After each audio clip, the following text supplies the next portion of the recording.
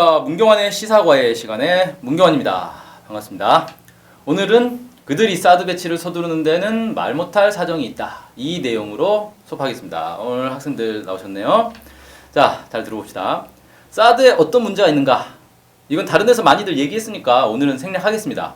북한의 핵미사일을 막기 위해서다. 이런 논리에 대한 반론은 엄청 많죠. 사드가 그렇게 미사일을 잘 막으면 미국은 왜 자기들 본토에 이걸 2개밖에 설치 안 했을까요? 미국이 운영하는 다른 무기들에 비해 특별히 엄청나게 비싼 것도 아닌데 말이죠. 그것만 봐도 사드가 그렇게 미사일을 잘 막는 건 아닌 것 같습니다. 아무튼 오늘은 왜 이렇게 사드 배치를 기습적으로 추진하는가, 이게 어떤 의미가 있는가, 그리고 중국의 대남 제재가 시작됐는데 이걸 어떻게 풀어야 하는가, 이런 얘기를 하겠습니다. 미국이 사드 장비 일부를 6일 밤에 기습적으로 한국에 반입했습니다. 오산 기지에 도착했다고 하네요. 사진 보면 사드 발사대가 차량 2대가 보이죠? 사드 포대 1개, 발사대가 6기가 배치되니까 나머지는 사진에 안 찍혔거나 아직은 안 온 거죠. 정부는 3월 중에 레이더도 반입될 것이며 운용 시험을 거쳐 4월에는 작전 운용도 할 것이라고 합니다. 그런데 말입니다. 왜 이렇게 급하게 들어왔을까요? 지금 한국은 박근혜 탄핵 문제로 정신이 없습니다. 탄핵 판결이 오늘 내일 하는 상황이죠. 그리고 탄핵이 되면 조기 선거가 이어질 겁니다. 자, 어떤 정부가 들어서든 박근혜 정부가 추진했던 정책들은 상당 부분 수정이나 번복 혹은 재논의가 불가피합니다. 미국 입장에서는 사드 배치가 번복될지도 모른다는 불안감이 있을 겁니다. 사실 사드 배치 과정에서 국민 반발로 인해 부지 선정을 번복하지 않았습니까? 박근혜 정부 아래서도 이 정도니 정권이 바뀌면 사드 배치 자체가 무산될 가능성도 충분히 있는 거죠. 이런 이유로 사드 배치를 서두른 것 아니겠나 추측해 볼 수 있습니다. 일종의 알박기, 대목박기라고 할 수 있는데요. 정권이 바뀌더라도 사드 배치를 취소할 수 없게 만들어버리는 거죠. 하지만 미국의 이런 행위는 비난을 피할 수 없습니다. 사드 배치는 애초에 국민들의 반대 속에 박근혜 정권이 밀어붙인 것이며 이 과정에서 미 군수업체 로비를 받은 최순실 비선실세에 영향이 있었다는 정황도 있습니다. 지금도 사드 배치와 관련해 반대하는 여론이 높고 정치권 내에서도 찬반이 갈리는 상황입니다. 조기 대선 결과를 보고 새 정부가 국민 여론을 수렴해 사드 배치 여부를 최종 결정한 후에 진행해야 올바른 것입니다. 이번 미국의 기습 사드 배치는 한국 국민들을 무시하고 우롱한 행위가 명백합니다. 그런데 이번 사드 배치의 진짜 문제는 따로 있습니다. 바로 미국의 새 대통령 트럼프 때문입니다. 트럼프가 지난 2월 24일에 뭐라고 했습니까? 한국을 미군의 미사일 방어, 즉 MD 체계에 편입시키겠다고 밝혔습니다. 지금껏 미국은 한국에게 MD 참여를 요구했지만 한국 정부가 계속 거절해왔습니다. 심지어 이명박 정부도 거절했습니다. 박근혜 정부도 사드는 MD 편입이 아니라고 강조했습니다. 대신 한국형 MD를 하겠다고 했습니다. 왜냐? 그건 정부의 논리는 북한 미사일이 3분 내면 한국 전역에 날아오기 때문에 효율성이 낮다. 그리고 무엇보다 중국을 자극할 가능성이 크다는 것입니다. 자, 눈치 빠른 사람은 여기서 하고 의문이 들어야죠. 정부가 MD 편입을 하지 않겠다는 명분이랑 사드 배치를 반대하는 국민들이 내세우는 이유랑 똑같지 않습니까?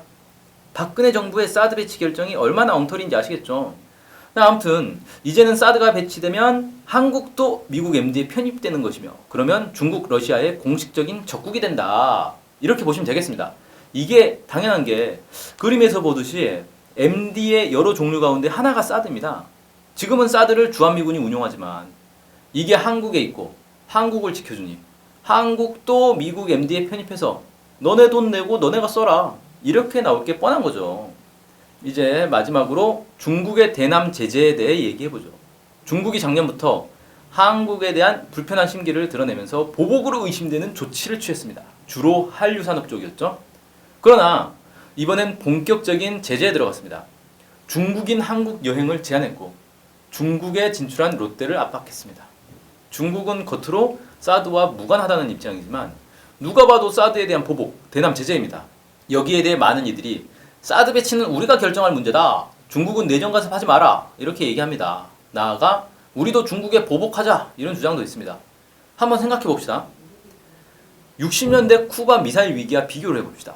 소련이 쿠바에 미사일을 배치하려고 하자 미국이 쿠바 해역을 봉쇄해서 소련과 전쟁 직전까지 갔던 사건입니다. 소련이 쿠바에 미사일을 배치하든 말든 소련과 쿠바 사이의 일인데 미국은 무슨 권한으로 쿠바 해역을 봉쇄했을까요? 반대의 경우도 있습니다. 미국 부시 정부 시절에 미국이 폴란드에 MD를 구축하겠다고 하자 러시아가 발끈해서 폴란드 코앞에 미사일 기지를 설치하면서 폴란드를 압박해 결국 MD 구축을 무산시킨 사례도 있습니다.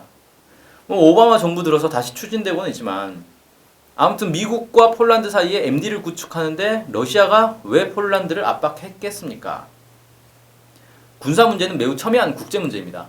당장 북한이 미사일을 전진 배치한다고만 해도 우리는 난리가 납니다. 북한이 자국 내에서 미사일을 어디에 배치하든 자기들 마음이겠지만 우리가 신경 쓰지 않을 수 없습니다. 마찬가지로 중국 입장에서는 자신들을 코앞에서 감시하는 전진기지가 생기는데 한국과 미국 사이의 일이니 대응하지 않겠다 이렇게 할 수 없겠죠. 이건 사드 배치가 논의 테이블에 오를 때부터 이미 예상됐던 일입니다. 이제 와서 중국을 비난해봐야 의미가 없습니다.